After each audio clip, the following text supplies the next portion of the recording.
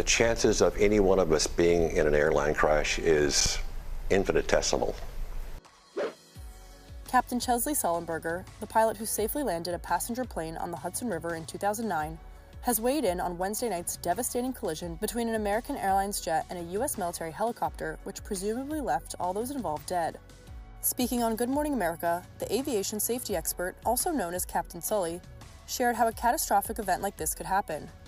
Well, we have to realize how many things have to go right every day for us to have this now ultra-safe transportation industry.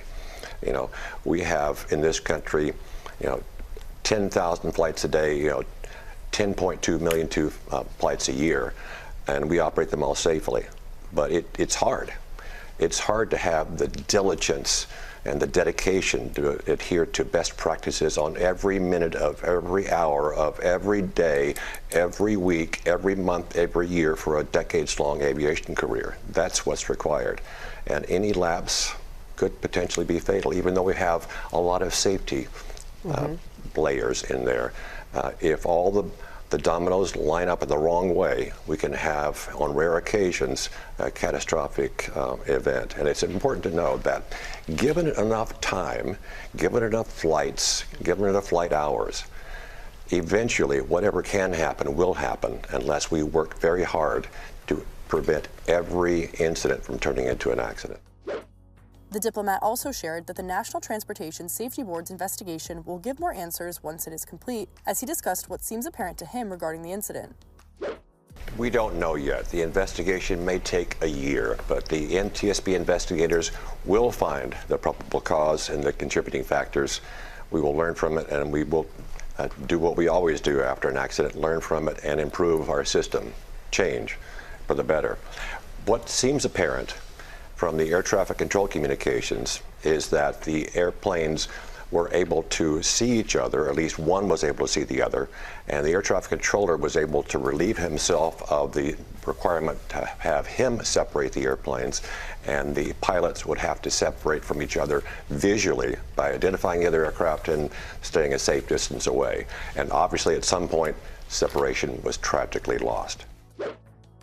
The diplomat also spoke about the high-trafficked Reagan Washington National Airport, which he called a legacy airport, later assuring the public about airline safety. Yeah, it's a legacy airport built, a long time ago to different standards. Of course, it's been upgraded in certain ways, but it's landlocked, with the river on one side and civilization on the other. There's not much room for expansion to make the runways longer or to have larger safety areas. And it's kind of a special airport that pilots need to have unique training on to fly in and out of if you're an airline pilot. It's considered a special airport that requires a bit more study to operate there safely because of the short runways, because of the proximity of other airports, and because of the traffic level. It's a high traffic, high density area, and lots of different kinds of traffic that's mixed together. In this case, helicopters, fixed wing aircraft. And anytime you have a mix, it makes things more complex.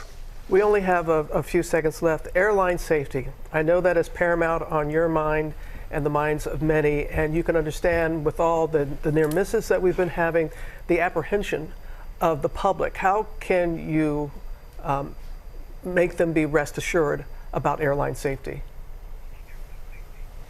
That the chances of any one of us being in an airline crash is infinitesimal. And that we have a lot of people who work very hard every day and are very dedicated to keep us safe. And we have thousands of people doing that every day. We just don't know who they all are. On Thursday, January 30th, D.C. Mayor Muriel Bowser held a morning press conference along with newly sworn-in Department of Transportation Secretary Sean Duffy, D.C. Fire Chief John Donnelly, American Airlines CEO Robert Isom, local senators, and more, where they shared that the rescue operation has turned into a recovery operation, adding that at least 28 bodies have been recovered from the Potomac River so far. Despite all those efforts, we are now at a point where we are switching from a rescue operation to a recovery operation.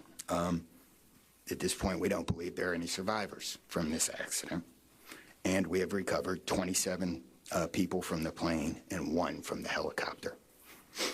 The District Office of the Medical Examiner has lead on reuniting these bodies and these people with their loved ones, and we will continue to work to find all the bodies and collect them and reunite them with their loved ones. We should also acknowledge that the Virginia Medical Examiner and the Army Medical Examiner are involved in this operation and a very important part of getting people identified.